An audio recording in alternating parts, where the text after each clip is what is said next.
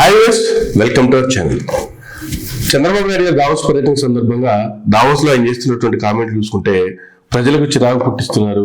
లేదు, ప్రజల చిరాకు పడుతున్నా కూడా శృతి మించిపోతున్నటువంటి ఆయన సెల్ఫ్ డబ్బాలు, సెల్ఫ్ గోల్స్, ఎక్కడికి వెళ్ళినా నేను వచ్చేసాను అని చెప్పి సెల్ఫ్ డబ్బాలు వేసుకోవడం తప్ప, సెల్ఫ్ గోల్స్ వేసుకోవడం తప్ప.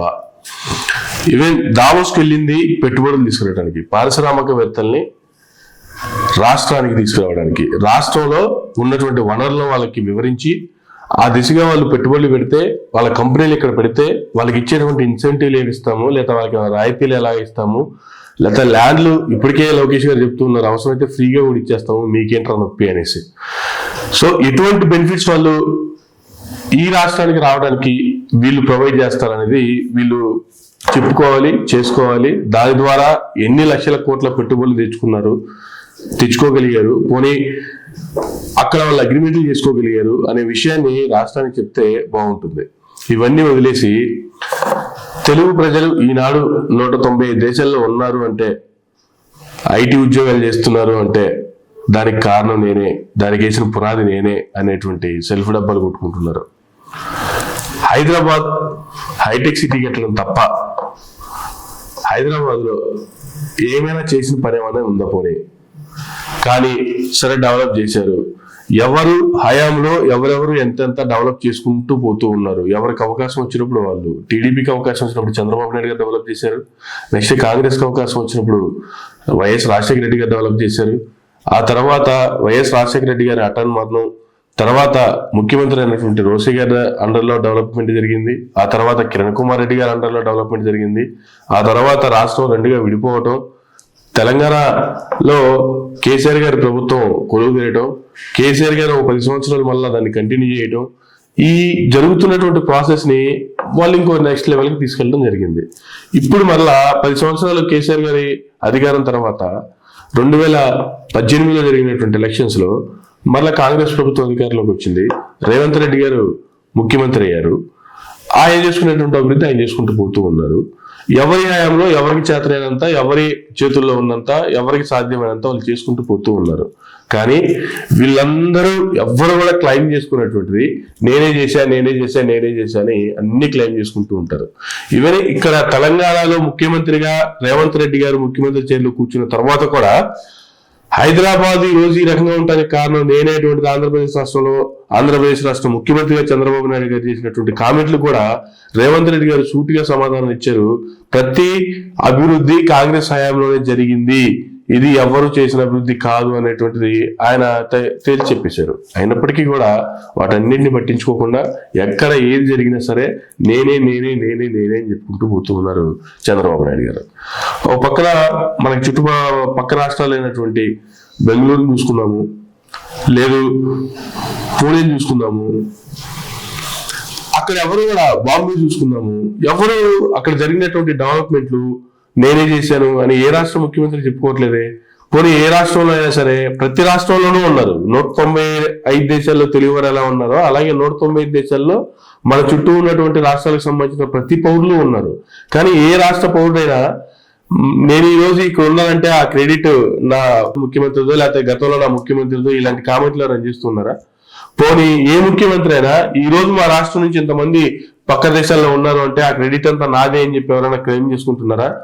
కొన్ని బెంగళూరు ఎంత డెవలప్ అవుతుంది, ఐటీ రంగానికి సంబంధించి చూసుకుంటే ఇప్పటికీ బెంగళూరుని దాటలేకపోతుంది హైదరాబాద్ కూడా. బెంగళూరు అందుకోలేనంత దూరంలో ఉంది బెంగళూరు ఐటీ. మరి బెంగళూరులో ఏనాడు ఆ రకంగా క్లెయిమ్ చేసుకోలేదే, ఇది మా వల్లే నేనాడు క్లెయిమ్ చేసుకోలేదే. దేశానికి ఆర్థిక రాజధాని ఏది అంటే ముంబై అని చెప్పగా చెప్తారు. ఏ రాష్ట్రంలో చెప్పినా సరే దేశానికి ఆర్థిక రాజధాని అంటే ముంబై అని చెప్తారు. ముంబై వల్లే దేశం ఆర్థికంగా బలపడుతుందని చెప్పి ముంబై వాళ్ళు ఎప్పుడు ఎక్కడ క్లెయిమ్ చేసుకోలేదే. కానీ చంద్రబాబు నాయుడు గారు మాత్రం ఎందుకు ప్రతిదీ నేనే క్లెయిమ్ చేసుకుంటూ ఉంటారు. చివరికి ముస్లిమ్స్ కి బిర్యానీ తింటాం నేర్పించింది కూడా నేనే అనే కామెంట్లు చేసుకుంటూ పోతే, ముస్లిమ్స్ అంతా బలపడాలని, వాళ్ళు ఆర్థికంగా బలపడాలి అని శంషాబాద్ ఎయిర్పోర్ట్ తీసుకెళ్లి ముస్లిమ్స్ పక్కన పెట్టాము. ఎయిర్పోర్ట్ లో శంషాబాద్ లో ఎయిర్పోర్ట్ నిర్మించడం జరిగింది, అది ముస్లిమ్స్ కోసమైనటువంటి కామెంట్లు చేస్తూ ఉంటే ఎవరి దగ్గరకు పోతే వాళ్ళ డబ్బా, ఎవరి దగ్గరకు పోతే వాళ్ళు, ఏ దేశానికి పోతే అక్కడ మనం ఇది చేసామని చెప్పి ఇప్పటికీ రాష్ట్రంలో అనేక మంది చెప్తూనే ఉంటారు. 2014లో మీరు పక్క రాష్ట్రంలో అధికారంలోకి వచ్చేంత వరకు 20 సంవత్సరాలు తెలుగుదేశం అధికారంలోనే లేదు. 10 ఏళ్ళు కాంగ్రెస్ ఉంది, 10 ఏళ్ళు టీఆర్ఎస్ వచ్చింది హైదరాబాద్ లో.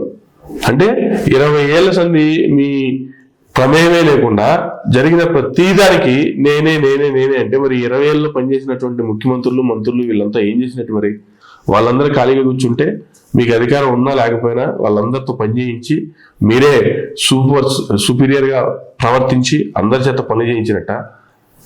అన్ని అభివృద్ధి కార్యక్రమాలన్నీ మీరు దగ్గరుండి వాళ్ళకి మీరు ఇచ్చినటువంటి నోట్స్తోనో లేకపోతే మీరు చేసినటువంటి డైరెక్షన్లోనో వాళ్ళు పనిచేసుకుంటూ పోయినట్ట?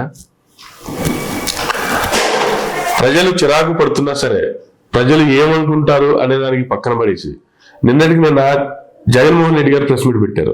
జగన్మోహన్ రెడ్డి గారు ప్రెస్ మీట్ పెట్టి మా నాన్నతో సమానులు, మా నాన్న ఆయన ఫ్రెండ్స్, మా నాన్న ఆయన ఇద్దరు ఒక వయసు వారు, మా నాన్నతో పోటీ పెడితే అది ఒక అందం ఉంటది. నేను చేసిన పని కూడా నేను ఆయన బిడ్డ లాంటి వాడిని, ఆయన కొడుకంత వయసు ఉంటుంది నాకు, కొడుకు లాంటి వాడిని, నా చేసినటువంటి కార్యక్రమాలను కూడా ఆయన నా ఖాతాలో వేసుకొని పోతాను అని చెప్తే సరిపోతుందని కనీసం నేను చేసిన దాన్ని కూడా నీ ఖాతాలో వేసుకోవడం ఏంటి అనేటువంటిది మాట్లాడితే కూడా ఎక్కడ వాడికి సమాధానం చెప్పేటువంటి పరిస్థితి ఉండదు. మళ్ళీ రిటర్న్ కౌంటర్లు మాత్రం రెడీగా ఉంటాయి.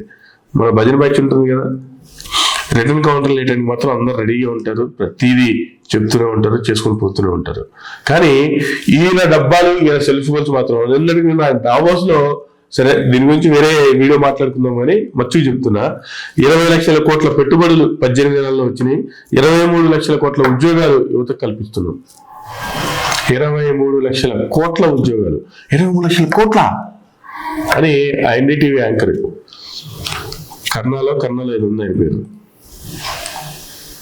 ఆశ్చర్యపడుతూ అడిగితే 20 లక్షల కోట్లు 22 లక్షల కోట్లు తడబడుతూ మళ్ళీ ఆయన ఎందుకలా ఆశ్చర్యపడుతూ అడిగారు, నేనేమన్నా పొరపాటుగా మాట్లాడానా అనే దాన్ని కూడా గ్రహించుకోకుండా ఇష్టానుసారమైనటువంటి కామెంట్లు చేస్తూ ఉన్నారు.